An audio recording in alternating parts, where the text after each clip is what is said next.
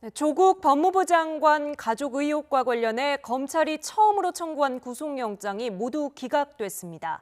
가족이 투자한 사모펀드 운용사 대표와 이 펀드로부터 투자를 받은 업체 대표에 대한 구속영장입니다. 취재기자 연결해서 자세히 알아보죠. 박기환 기자.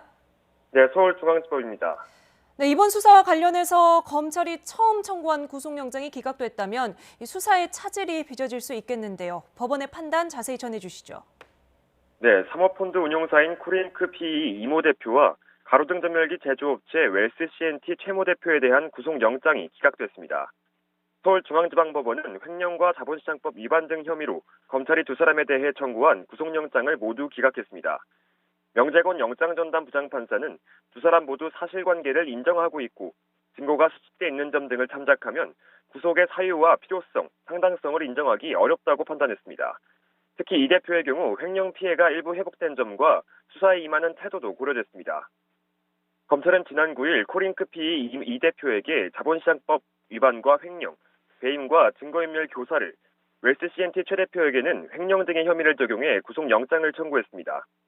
앞서 진행된 구속영장 실질심사에서 이 대표는 일부 잘못을 인정하고 반성한 것으로 알려졌습니다.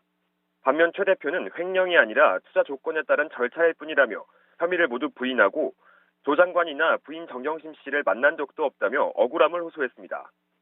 영장 심사를 마친 뒤 서울구치소에서 법원의 결정을 기다리던 두 사람은 영장이 기각되면서 곧 풀려날 것으로 보입니다. 조 장관 가족 의혹에 대해 검찰이 청구한 첫 구속영장이 기각되면서 관련 수사에도 제동이 걸릴 것으로 예상됩니다. 하지만 검찰은 영장 기각 결과가 나오자 피의자들이 범행을 자백하고 주범이 아닌 점 등을 이유로 영장이 기각됐다며 차질 없이 수사를 계속하겠다는 입장을 냈습니다.